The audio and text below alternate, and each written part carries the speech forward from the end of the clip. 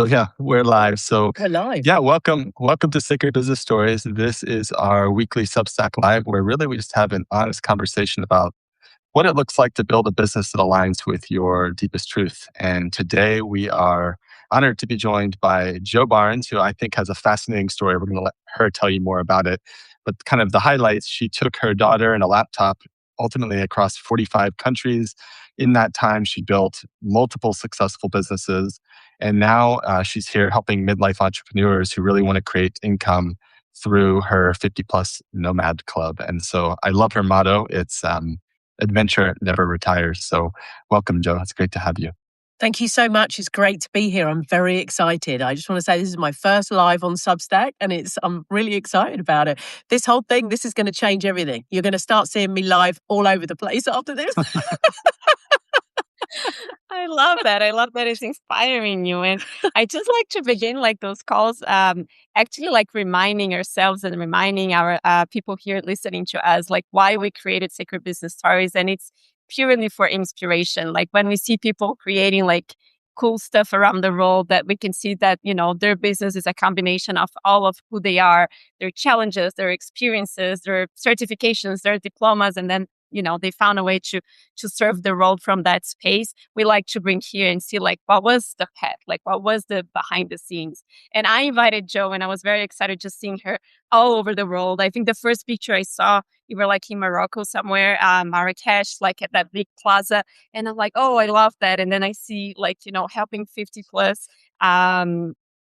women, or I don't know if it's just women, sorry, but just helping 50 plus people like to follow that passion, because it's never too late. I resonated like deeply with you. So, I know you have a lot of stories. Can you guide us through more or less like when you decided to create what you currently have today? Like how was your path behind the scenes? Sure. Well, I've actually got a pre-50 history in all of this, because I actually started all of this nearly 16 years ago, when some friends of mine were living in Cyprus, and we went over to visit them, and they had this fantastic apartment right on the sea caves near Paphos in Cyprus, and it was just beautiful. And myself and my partner at the time and my 4-year-old daughter, we were living in dreary UK, and we were a bit disheartened and disillusioned with it was just post the 2008 crash, and everybody was a bit low, and it was all a bit depressy and yucky. Anyway, so we went over to Cyprus, saw our friends, and they were doing this thing called internet marketing. Where they were basically making all their money from their computer. And I was like, wow, that's really fascinating. And I was like, what, you can literally just make money on your computer without leaving your lounge, without leaving your front room. And they were like, yeah, it's really cool. So they told me to read 4-Hour Workweek by Tim Ferriss. And on the plane on the way home, I literally inhaled that book and thought, this is it. This is our life.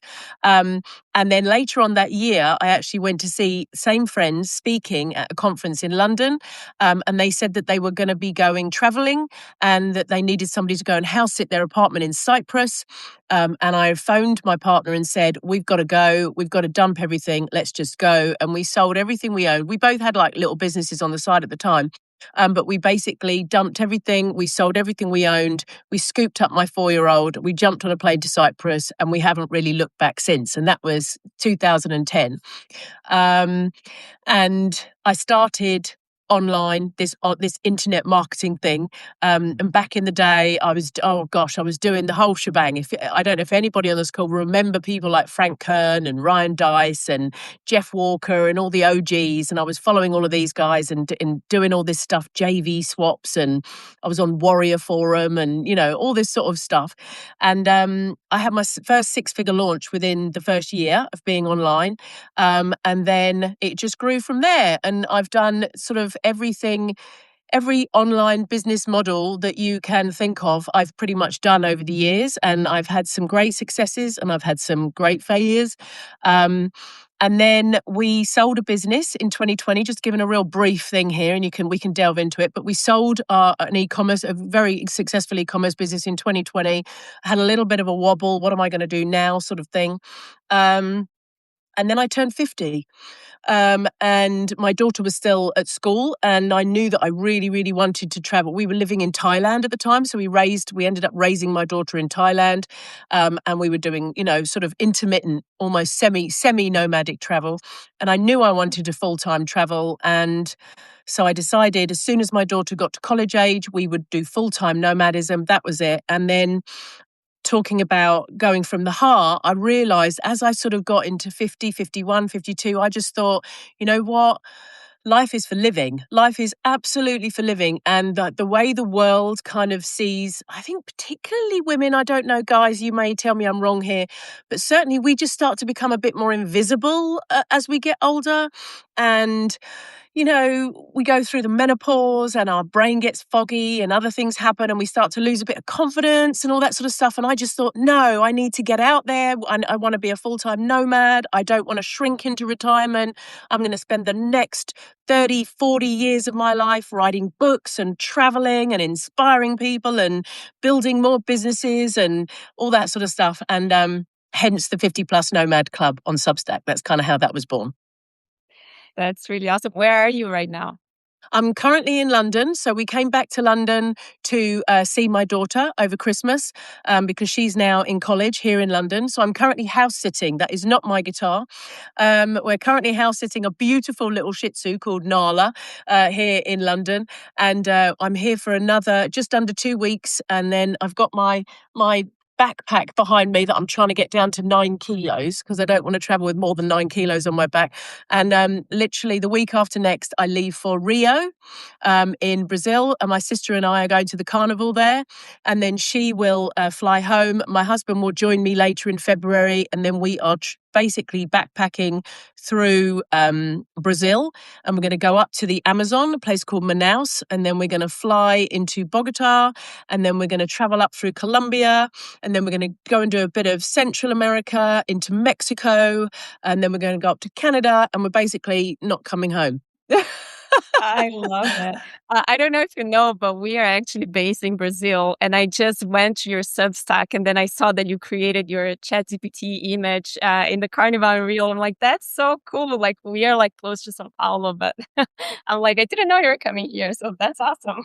Oh, fantastic. Well, I might be meeting my husband in Sao Paulo, Carolina. So we'll stay in touch and see if we can meet up when I'm there. That would be amazing. I would love Yeah, that. Yeah, let's talk. Yes. and you Yeah. basically named all of our favorite places from going to the Amazon to Colombia, and yeah, that whole route is all those are all places that are dear to my heart, and yeah, so much in common. That book, the 4 Hour Work Week, that's absolutely the book that changed my life as well in terms of the direction. And I remember still being at my corporate job and reading that book, and it took a few years, of having planted that seed, but yeah, I think there's so many people that book was Inspired the by that. inspiration. Yeah, Yeah, yeah. absolutely. Yeah, yeah. Oh, I can't wait to pick your guys' brains about South America.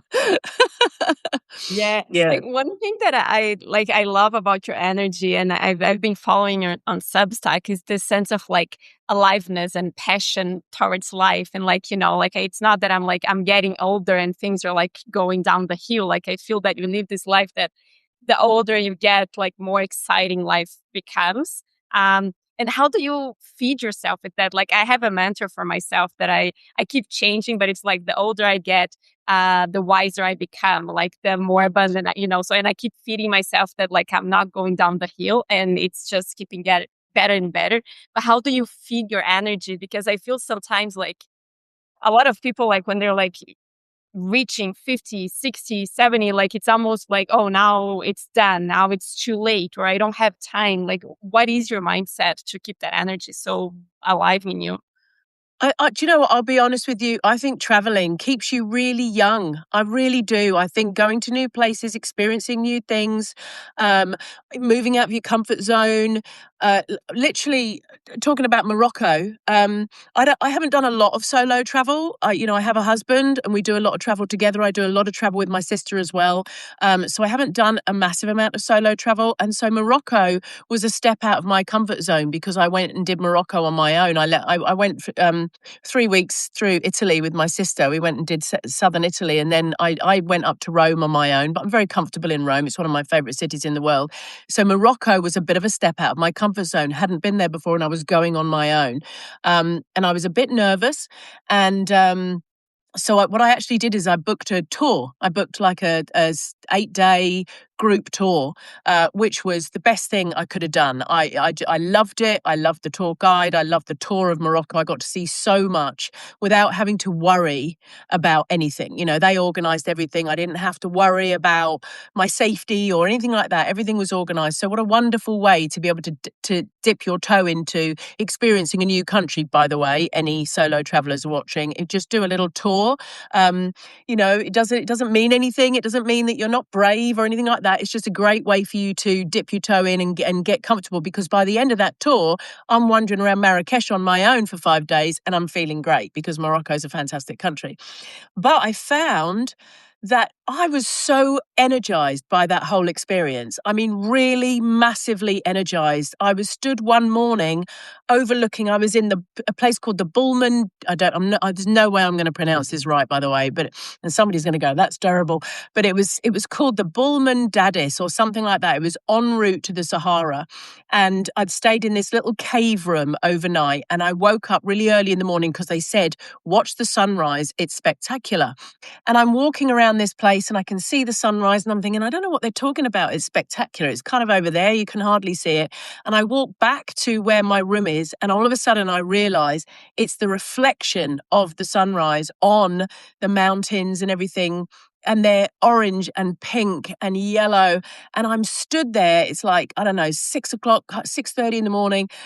And I'm thinking, I am the luckiest, most alive person on this planet right now, and it's that experiencing new things and just pushing yourself out your comfort zone and seeing new stuff and life. And this is going to sound a bit woo-woo, but that connection, it really is getting off the phone and that connection with the world, the planet, nature, whatever you want to call it. And it just lifts you, it just gives you energy. And I feel my daughter is 19 and she's now gone to college in London and I'm now 53 and I love my daughter. We're very, very close, but it feels like I've now got this newfound freedom. She's now forging her own path in life. I've been a mother for 20 years and now I can go, I'm still going to be a mother, obviously forever. She's my baby, but I can now go and pursue my dreams with full energy, full force of traveling the world. And I really do think that travel keeps you young because you're moving your body, so you're having to stay reasonably fit and healthy. You're using your mind because you're figuring out where are we going and where's this place and all that sort of stuff. You're connecting with people, which I think is just the biggest thing that we can be doing at any age.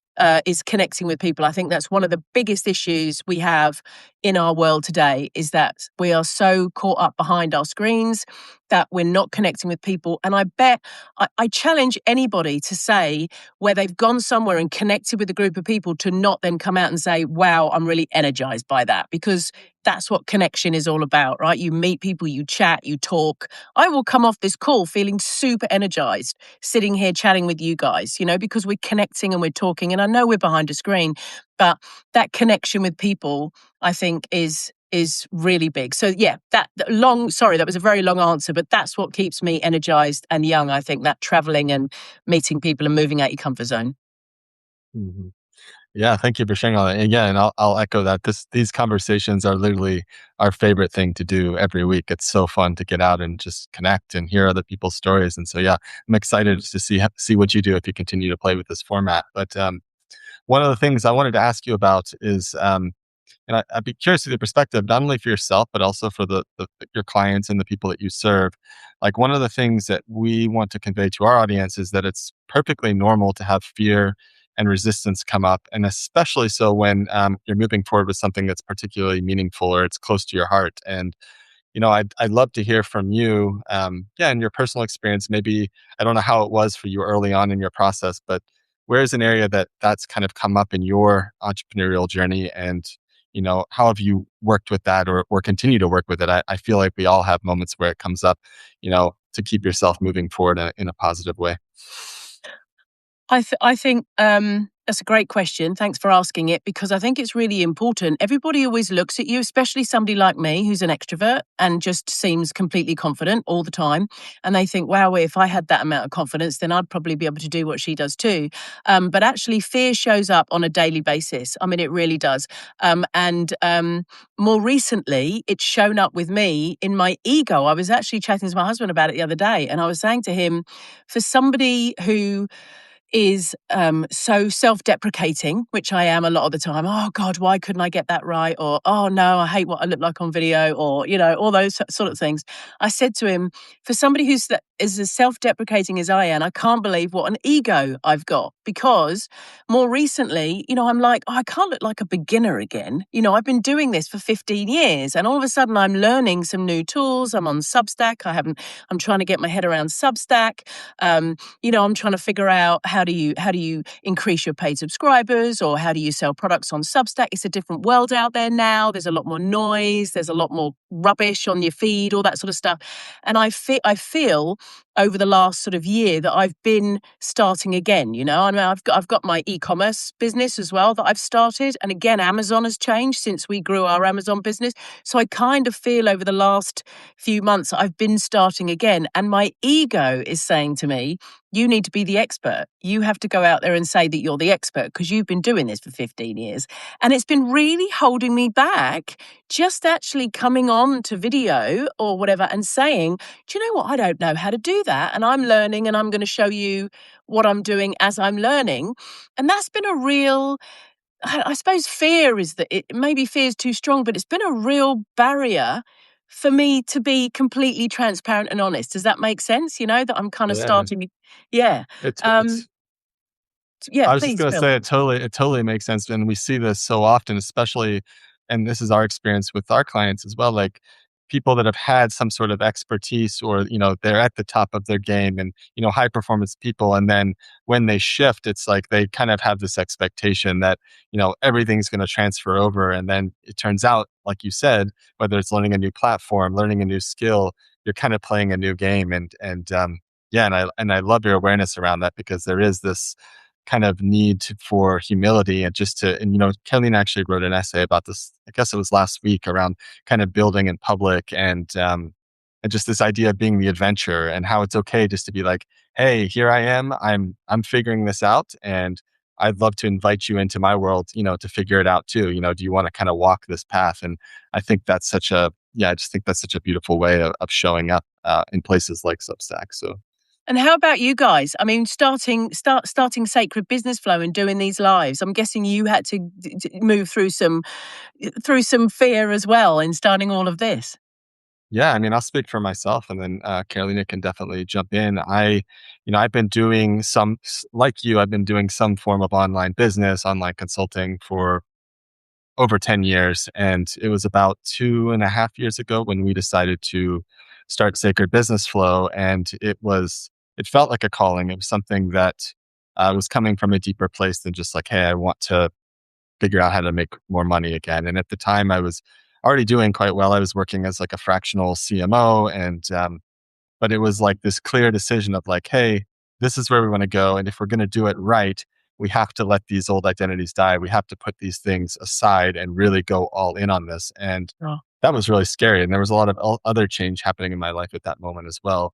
But that was really, really scary. And then on top of that, as someone who's been in marketing, I needed to like have the awareness to see my own kind of blind spots, because I remember when we were first starting with this message, I was kind of like, I should know how to do this. Like, I help other people do this all the time, but what is it that I can't see here? And, so one of the first things we did was hire another, person who I really respect in marketing to kind of help us work on our messaging. And it was a large investment, and it was a time where we had literally just shut everything else down. And so yeah, it was definitely a moment, but I feel that connected to that, there was an element of faith and, Carolina can maybe speak more about that. But also just, I think for myself, and I don't know how this relates for you, I think I built enough confidence with myself around reinvention over the years that I just had this sense of like, you know what, if I've done this once, I Yeah. can do it again. And that really helped me at least and still helps me keep going. Not every day is perfect. And, I think any entrepreneurs that's been doing this for any period of time, experiences those ups and downs. And so yeah, Yeah. that's my perspective. Mm. Yeah, I resonate with this topic a lot, and I love what you share about like here I am like beginning again, but it's like a beginning fresh, not from zero, because you have like a lot of baggage, a lot of things that you're bringing with you, and then what's the balance of like I am the expert, but at the same time I don't know everything, right? Mm. And I Mhm. think it requires like for certain business like life I don't know, for the corporate world, for my experience, like you are in that position like I know what I'm doing and I've got this, and then you try to bring this here, and yes, I know a lot of things and I know how it can help people in many ways, but also like tapping into the vulnerability and just like we are walking this together, and I'm not better because I have this. I might be like a couple of steps ahead of you in this context. I think it's like my learning here on Substack and the space that I try to share from. Like yes, I've had many experiences that I can help you with. And I'm also learning a lot of things here that I don't need to hide. And that's what I think it brings power to the business itself. If we can actually like bring all of this together, but it is like scary and like, Mm. should I share this? Should I not? So Mm. it's a fascinating topic. But I don't think people necessarily want to learn from absolute experts anyway. I think people want to learn from people who are like them. They want to relate and they want to Yeah. feel that you're going to trip up. I remember somebody saying to me years ago, Joe, I learn just as much from the things you get wrong as I do from the things you get right. Because I'd always share all the things I got wrong as well. I'd always say, oh, bloody hell, I cocked up on that. Like, I remember one of my very first webinars, I was on a balcony in Cyprus. Um, and I'd learned how to do webinars, and I'm on this webinar, and oh gosh, it was such a great success. I think 70 people had turned up, and I was like, wow, I've made it. I'm doing it. I'm doing this webinar. And then we got to the end of the webinar. It was a platform called GoToWebinar, which I think is still out there, but of course you don't need stuff like that anymore. But anyway, I got to the end of the webinar and I couldn't turn it off. I literally could not figure out how to turn this webinar off. And I'm there and people are there and I'm starting to shake and I'm like, and I just had to say, I'm ever so sorry, guys, but I can't figure out how to turn this webinar off. And this guy came on live on the webinar and he helped me, what I thought he did, he helped me turn this webinar off. And I'm like, oh, thank God. And I turned around to my husband and I said, oh, well, that's a beep, beep disaster, right? Because I was like, oh God, that was a complete. And all of a sudden I got all these comments going, we're still here, Joe. And I still hadn't been able to turn the darn thing off. So I think I've always been, over the years, quite open to sharing all the things that have gone wrong as well as the things that have gone right. And I think people really appreciate that because they're like, oh God, well, if she can do it, it's a backhanded compliment, but people think if she can do it, I can do it. And I think people like to learn from people who they relate to and, that are going to get things wrong than people always the expert. And can I just touch on, sorry, Phil, you asked about fear. Can I just touch on people who are scared of getting on video? Because I think that's a really, really big fear that a lot of people have, particularly us girls, because we always feel like we need to have our hair done and our makeup done and we're looking really good and all the rest of it. And I do really feel that there's a fear about that. And I did some research the other day. And there are something like, I can't remember the exact numbers, but there are something like 935,436 videos loaded onto TikTok every hour, something like that. Or it might be every day, but it's like a massive number. And then there are something like 20,000 hours of videos loaded onto YouTube every hour, and something like tens of thousands and pieces of content on Instagram.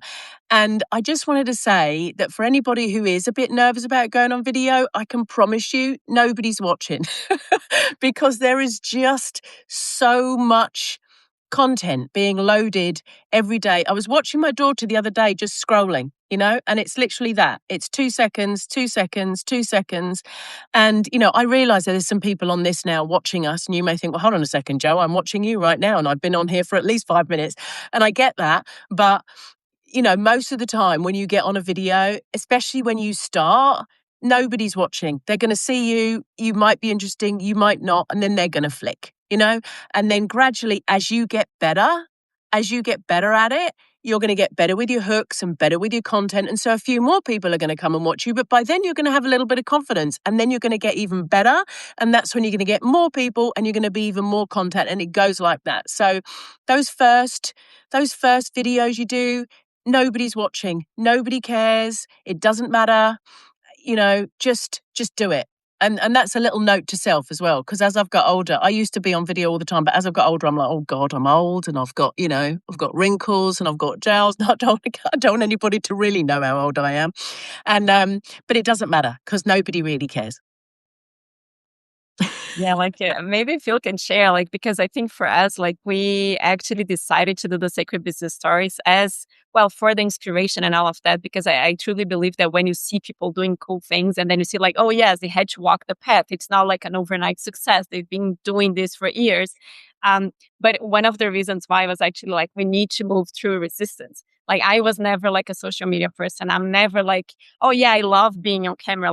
I don't have a huge resistance or fear, but it was never my desire. Some people like to do, it's not me. I'm more an introvert, leave me on my cave and I'm happy here.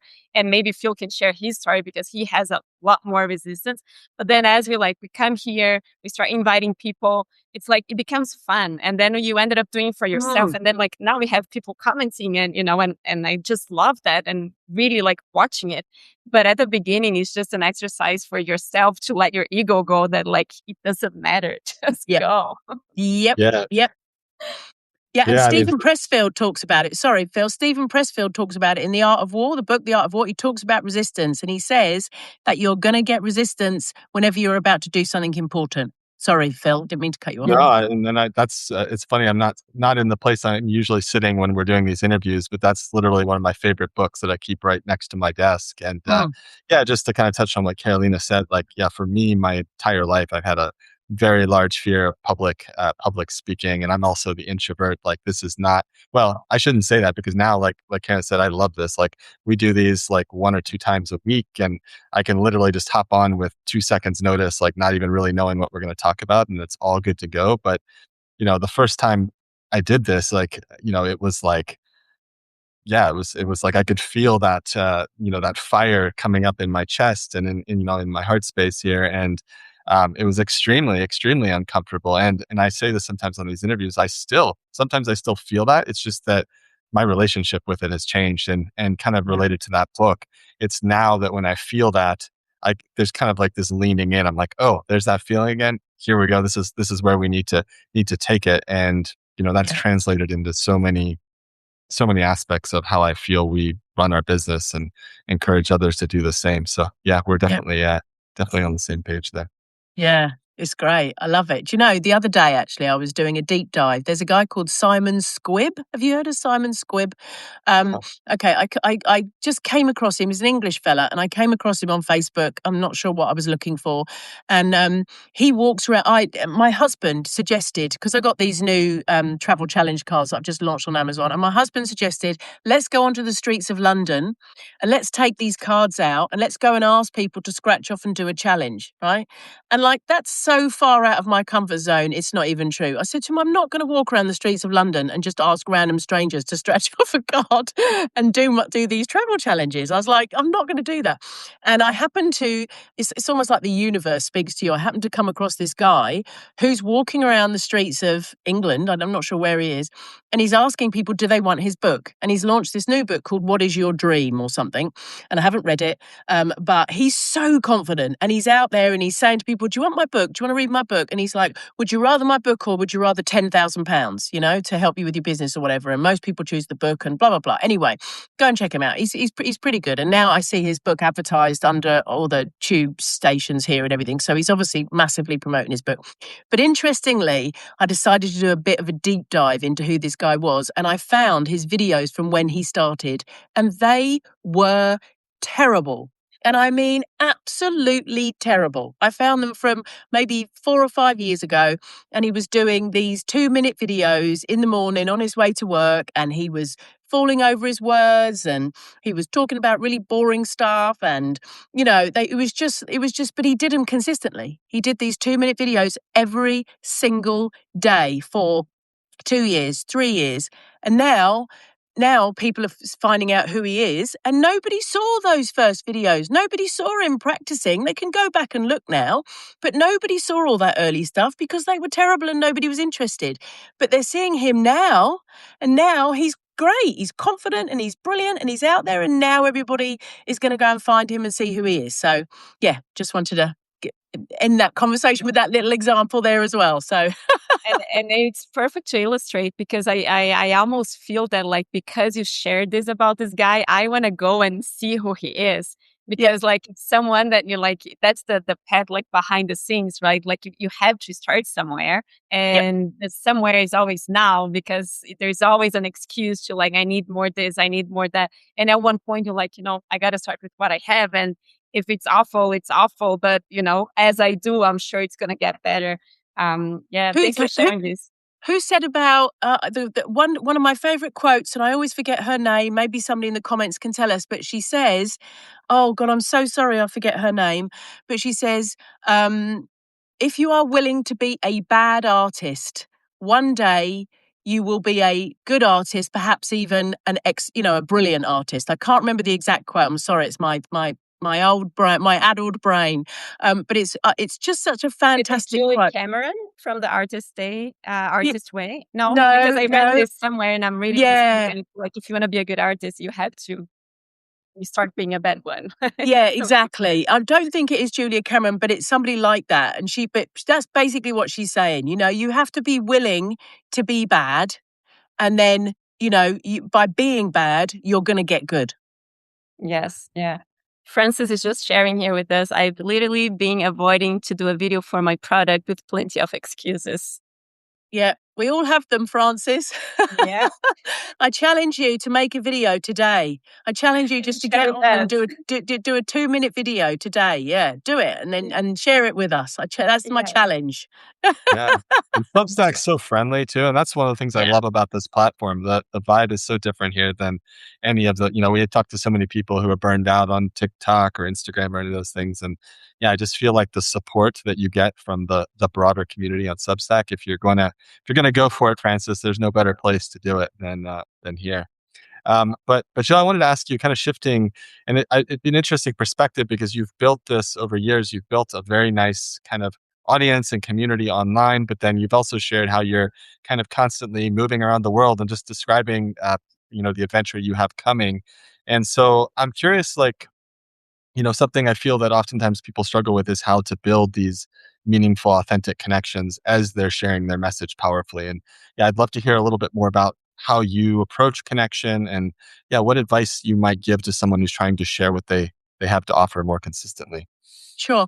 I think it's been interesting because I've been having some strategy calls over the last couple of days, actually, with some people who are hoping to build, various micro hustles and little online projects this year. And what's really interesting is how much talent people have. It's blown me away of how much creativity and talent people have, and how we how hard it is for us to see how creative and brilliant we are ourselves. I've been having these conversations with people and they're telling me about this stuff, and they're saying things like, oh yeah, I've got 20 books published on Amazon, but they're not really selling, and I just don't feel that I'm connecting. And I'm like, sorry, you got 20 books published on it. The creativity, the effort, the tenacity that's going to have gone into that. And then I go and have a look on Amazon and I see, and they're great. They're not just a load of rubbish that's been thrown up. They're solid, creative endeavors. And that's not just one person. I've been speaking to two or three, a few people that have got different projects and stuff. And the talent and creativity that we have just astounds me. But the sticking point I find is that when I go to okay, so who's your audience? If you're not selling these, why not? Who's your audience? And that seems to be the sticking point, is that I've got this creativity and this talent to build stuff, create stuff, launch products, but I stop when I have to go and actually build an audience. And it's like there's this real barrier of self-belief in that if I go and package something up as a product and then just put it out there, that's one thing. But when I then have to actually go and tell people about it and build an audience and share what you said, Carolina, earlier about vulnerability, because that's kind of what it is when you start putting yourself out there. That's where people kind of stop. They say, well, I've made this thing, but to actually tell people that it exists and go and build an audience around that topic, theme, etc., that's where a lot of fear, I think, comes in. And I think that's because people maybe feel that they have to reveal themselves in some way in order to do that. And you don't need a really big audience to have a really successful business. You don't need tens of thousands of people. That's not what you need. I think people think that. I think they think that they need to become a content machine, they need to get online, and they need to be building tens of thousands of people in order to be able to make any meaningful income. Where actually, if you focus on getting out there, sharing your message, kind of moving beyond that comfort zone and telling people who you are and telling people what you've created and talking about that topic. And then with each person that comes and talks to you, engage with them. But platforms like Substack make it so easy. When I started on Facebook in 2010, it was like Substack is now. And I was able to actually talk to people. People were able to come to my Facebook page, comment on my videos, talk to me, and I could go back and talk to them. And we could actually engage with each other and create a relationship. And that's what Substack is now. And I think one of the challenges over the last few years is we've been conditioned to not engage. We've been conditioned to just simply project and grow and throw out content and try and get as much attention as possible. Gary Vee's talked about it for years. Attention, attention, attention. Even James Clear, who I really respect, and he's got a great book and everything, he talks about if you're going to do anything, just get attention, because attention is currency. But actually, you could have 10,000 people on your list, 20,000, 30,000 people on your email list. And if you haven't engaged with them, if you are not connected with them, it's 30,000 people who are just maybe reading your stuff every now and again.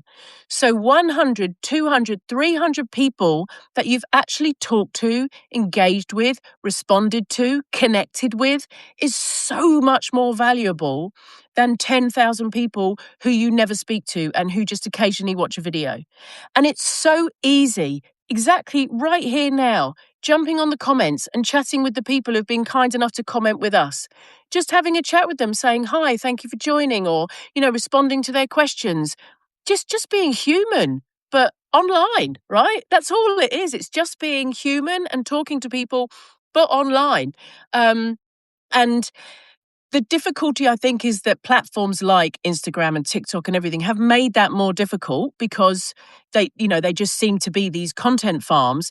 But actually, I've been looking at TikTok recently for my e-commerce brand, and I've noticed that some of the best brands on there, some of the ones that have got the best engagement levels, they're in their comments. They're talking to people, they're responding to people, and people are asking them questions. And on TikTok now, you can do these things where you can put somebody's question on your screen, and then you can answer it. So it's another way of engaging. So that's all it is, really. It's just, yes, Rebecca just said it, quality over quantity. It's so important. Relationships, that's all it is. It's being human, but online, on your computer. Yeah, there's two things there. One, and I always like to tell this to people to kind of to help them connect. Like my first online business that did generate multiple six figures, the most I ever had on my email list was like always less than 1,000. I never broke over 1,000, and it was multiple six figures of income consistently for years. And so, to your point, it doesn't need to be a big list. It was just about the relationship I had with those people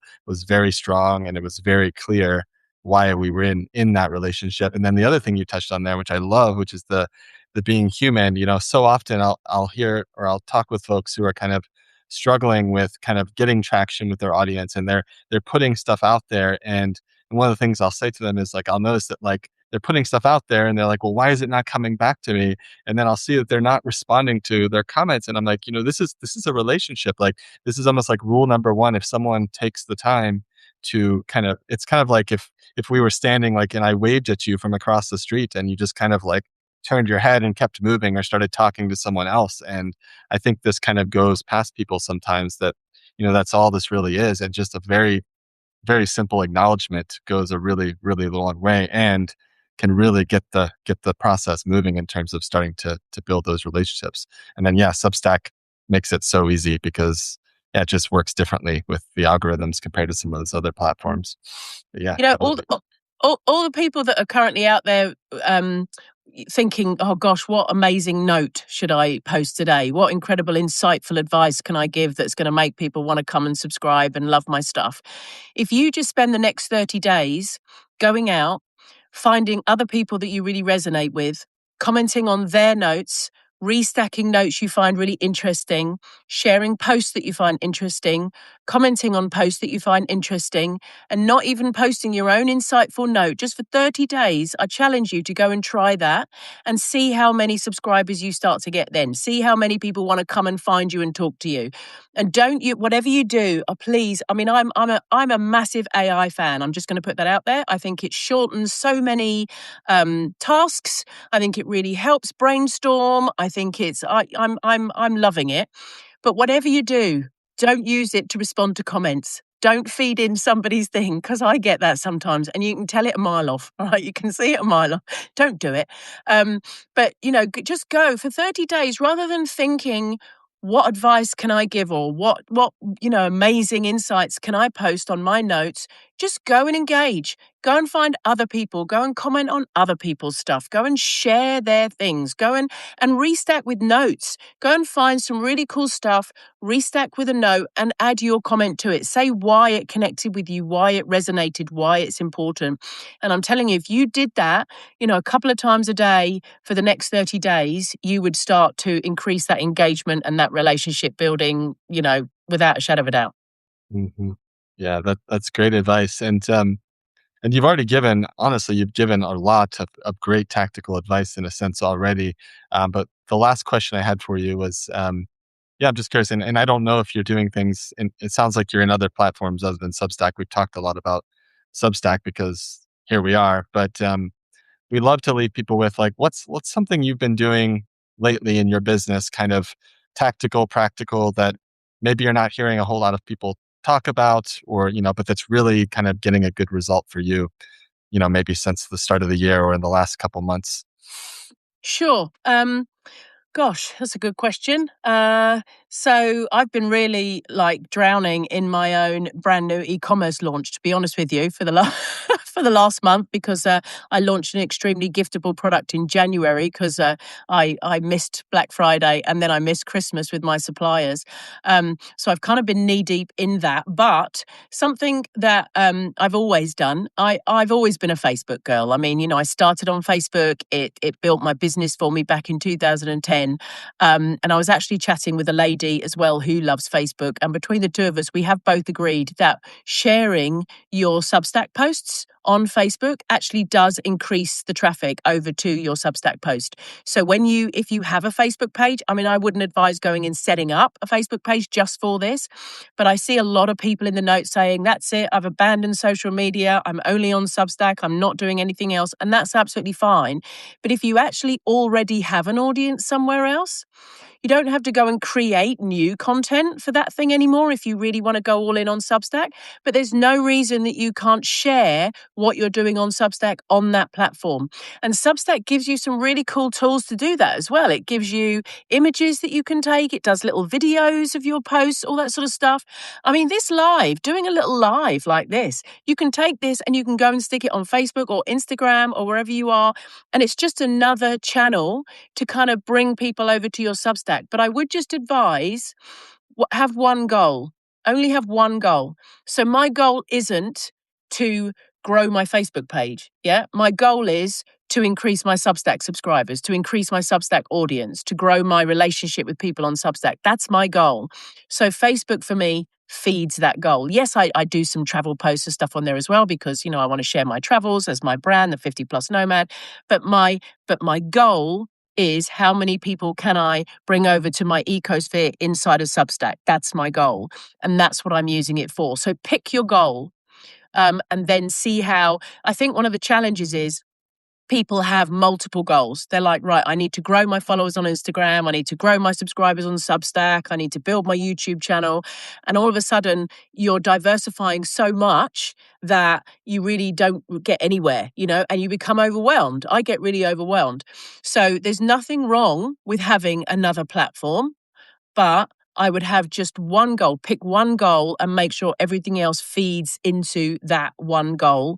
And then you're going to stay aligned and know that your end result is that one goal and you're not going to get overwhelmed then with trying to do too many things at once. Does that make sense? Yeah, It does. totally. And it's a great advice. Like, I think it's back to that energy of like, you're not beginning again from zero, right? Like you're beginning here with a fresh energy, but why not use like your old assets, like bring your baggage with you, and then your power here becomes even like stronger because you're actually like using those are like tools. I love that. Can I Yeah. sorry, before we go, can I just make another point as well to people watching? If you are building any kind of business online, so if you're here for a hobby, if you're here to have fun, if you're here just to chill out and improve your writing skills and stuff like that, there are no rules. But if you want to eventually monetize this platform or sell products or services or offers, please, please, please build your subscriber database. It's so important that you build your email list. Let me tell you why. Because when I started online back in 2010, I just spent my whole life building my email subscriber database. And it didn't matter what I did, what products I offered, what pivots I made, my audience came with me. They're on my email list. So I can email them, I can tell them what's going on. I can build such great relationships with them because I'm constantly talking to them and asking them to come back to me and all that sort of stuff. Great, fantastic engagement and relationships we were talking about earlier. Then, after we sold our business, I decided to try my hand at blogging. I thought, I'm going to give blogging a go. And I did 4 years where I was just knee deep in SEO and growing my blog and all the rest of it. And I ignored building an email list.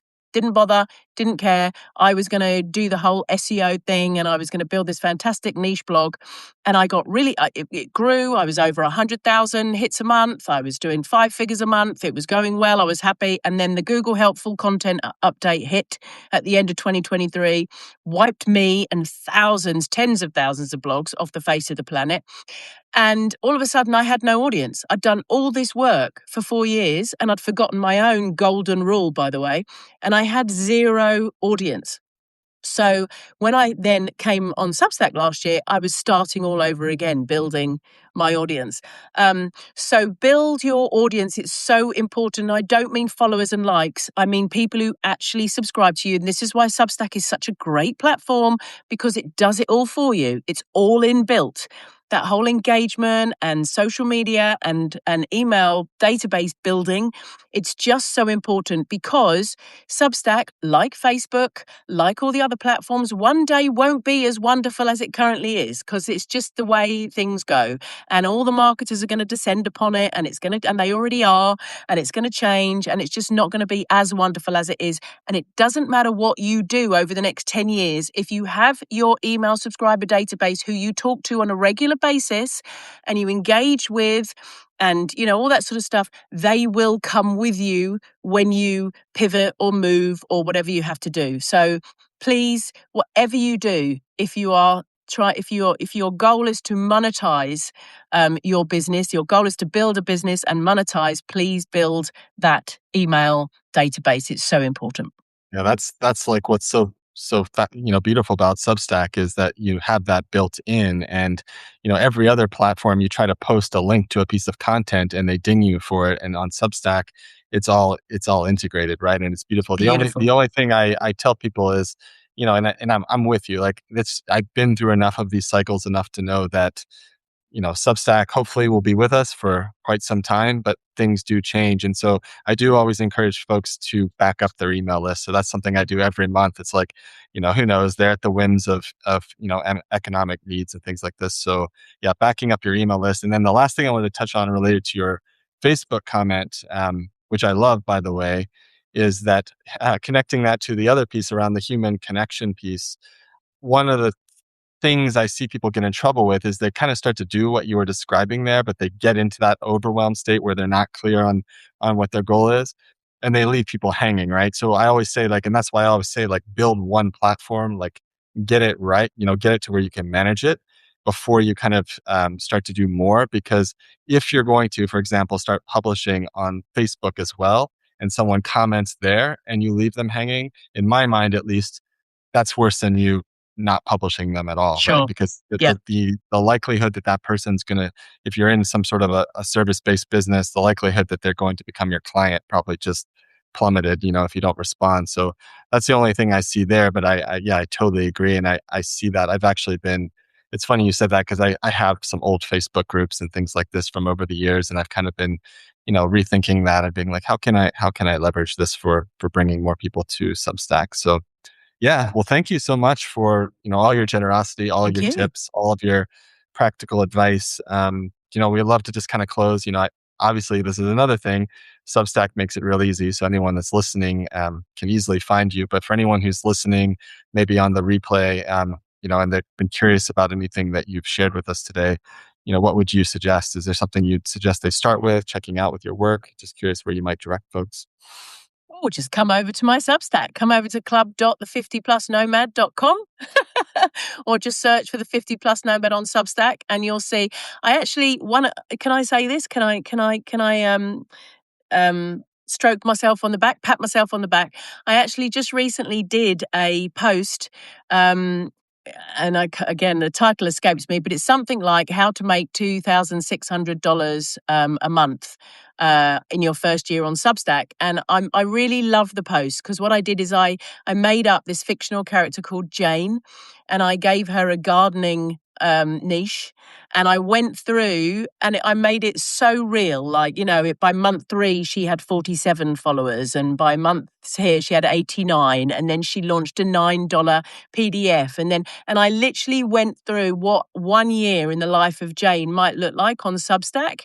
Just very real. Not here's how you're going to go and make billions, but here's how if you just grow a few subscribers here and launch a PDF here and then maybe do a workshop and then layer it on and then start to engage and and it kind of follows a year in the life. So come and read that most recent post. It's one of my favorites actually that I've written. I'm really proud of it, and I think it really gives people inspiration for how to grow their Substack over the next year. So yeah, come and find me at the 50 Plus Nomad. I'd love to see you guys.